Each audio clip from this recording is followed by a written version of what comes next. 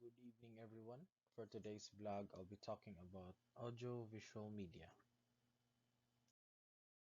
Audiovisual materials are the most complete resources for teachers due to their availability and versatility. Also, they enhance the learning, the experience of students and teachers alike. Definition of concepts. Audio material, tools to convey information through sounds. One example of this is speakers.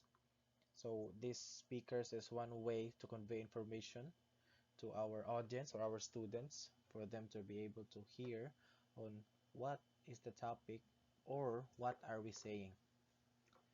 Visual material, tools to convey information through sight, for example, visual aids, charts, or anything that the students will be able to see in front of them.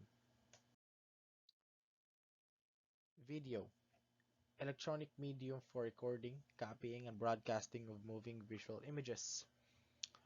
For example, our phone has the ability to capture anything.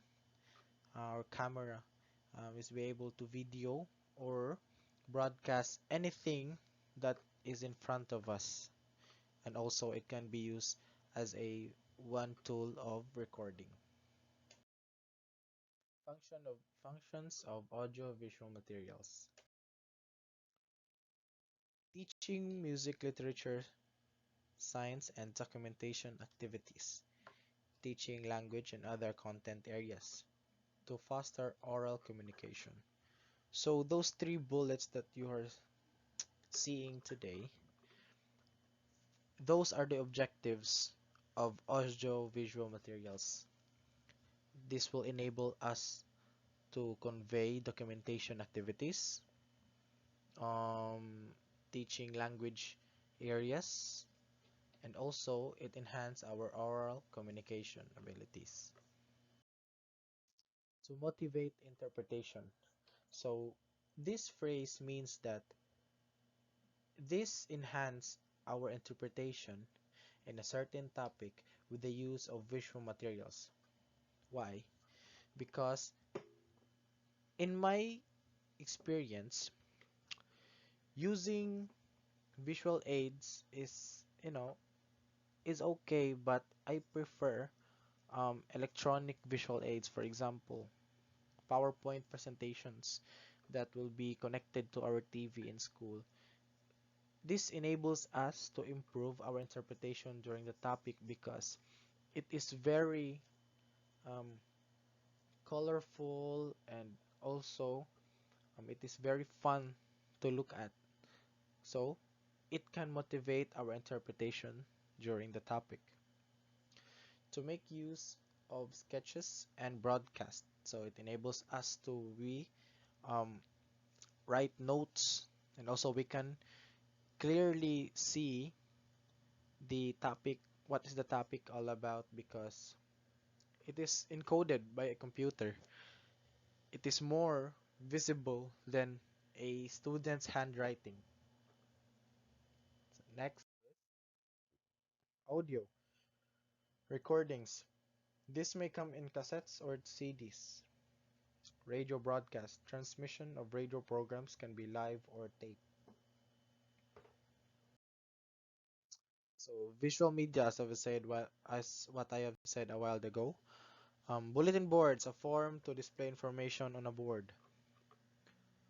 Um, as you can see, there's a picture at beside of the sentence that I have made. Those were the example of a visual media. It is a visual aid. Posters, a form displaying information using text and pictures. Types of audiovisual material. Audiovisual media. Motion picture videos. Videos of sound mixed with motion pictures. Films. Large sequence of animated scenes and sounds. Guidelines for audiovisual material in learning and teaching. Guidelines for audiovisual materials in learning and teaching images should be as small as possible. So the example of this is, for example, um, there is a group that is reporting in your classroom. Just imagine it. And then you find their topic very long. So, very long topic. So, as well as you're the audience, you might get bored.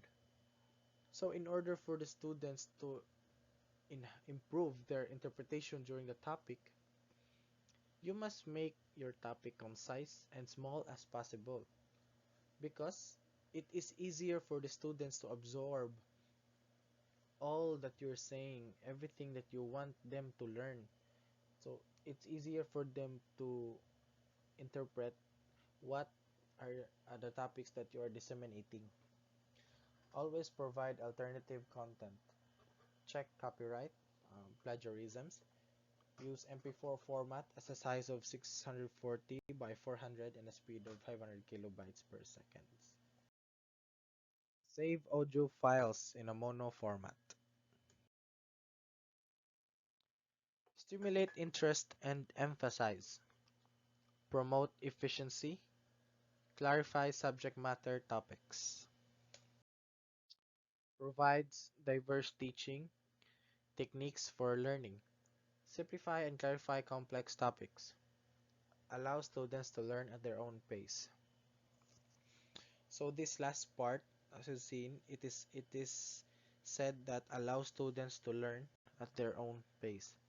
So I have this experience during my college days, high school and senior high school days, that teachers are teaching not our pace as students, but their own kind of way. So as me as a future educator, I must have the ability to be flexible to my students. Why? They're they're still students. They are still students.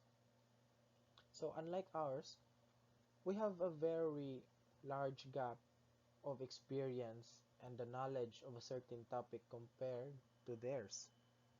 So, as what my visual said, allow students to learn at their own pace so that they can interpret and comprehend the topic what is all about. Can be reused. So maybe you will be able to use the visual aid as a future uses. Um, you can use it to other you know other things to reduce the quantity of asked questions. Requires correct use. Not all concepts can be taught. Should include only images and fit for boards. Might not guarantee learning. So next is the disadvantages of using audiovisual materials in teaching. To prepare it, good pronunciation is needed. So yeah, this is correct because in order for your students or your audience be able to assess or they able to comprehend what is your topic all about or what are you saying, is that to you must have the ability to have a good pronunciation so that it will be easier for them to understand. It can be difficult to understand for children. Yes, I have said a while ago, we must have the flexibility to teach at their own pace. A good internet speed is required. The proper equipment is also needed because if you have a defective equipment and you know using this kind of material, audiovisual materials, is it will be hard for everyone to assess what you are doing and what you are trying to convince them to do. Unit podcast examples, weekly updates of teaching materials and current situations for you. So like what we are doing right now, our online classes, is that every week we have these quizzes, activities that our teachers are giving us.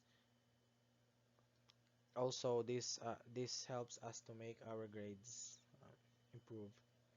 Live online discussions between two or more people. So one example of this is like the app that we are using today is the Google Meet. This allows us to have a online discussion to our teachers. To this is a one way of alternative in during this pandemic, these online classes.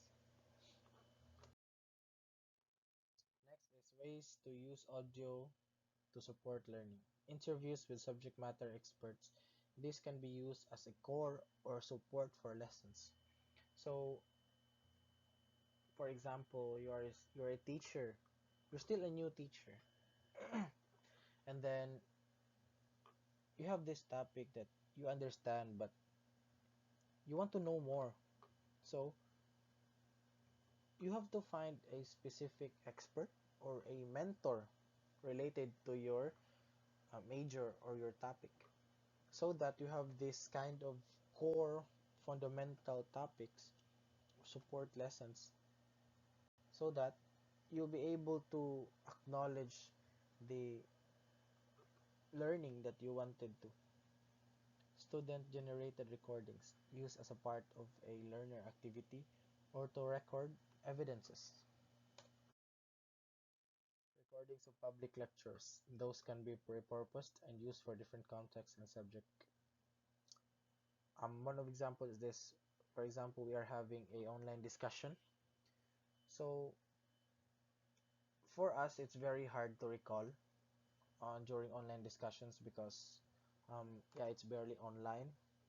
And then so that for us to be able to recall what was the topic all about or what was the discussion all about, we use this kind of app that allows us to record what is happening on our screens, so that for in the future purposes we can still recall or we can still watch what was the topic all about that day.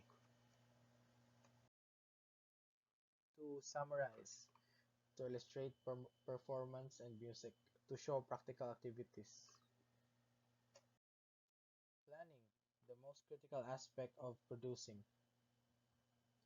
So before making your visual aids, we must plan first, right? So planning helps us to be more specific on what we are doing, and also we can do it step by step. So we must plan ahead of time. A purpose why? So what is the purpose of what you are doing? Brainstorming on how. So brainstorming is one of the techniques that I am using right now. It is still very effective. I started learning this kind of technique when I was in elementary until college, because there's still a saying that two heads are better than one. So brainstorming is one of the ways to acquire more knowledge and able to have an expound knowledge of the topic. Preparation. Next, production. The shooting or recording stage is what most people consider the production phase of an audio or video project. Publishing. The publishing phase is the final part of producing audio or video for educational purposes and is often referred to as post-production. So, one of the applications that we normally use today as a publishing app is YouTube. This is one of the apps that we are currently using today, but there are a lot of apps, Vimeo, um, SlideShare, so anything that can convey audio or video for educational purposes. So programs to edit and publish videos. To create Audacity, GarageBand, and Videos Media. These three applications have the same role in publishing videos. It records and edits sounds during before publishing your video. You must edit. Programs to create, edited, and publish videos. To publish, use the web accessing to YouTube, Vimeo, or SlideShare. So as what I've said earlier, this was the apps that we normally use: YouTube, Vimeo, or SlideShare. So guys, thank you for listening. I hope that that you have learned more than I am. I hope that you're able to acquire the knowledge that you want for this certain topic, the audiovisual materials, and the subtopics to it. Thank you for listening, and have a good evening, everyone, and stay safe. Wear your mask always, and don't go out. Just stay at home, guys. Love you. Bye.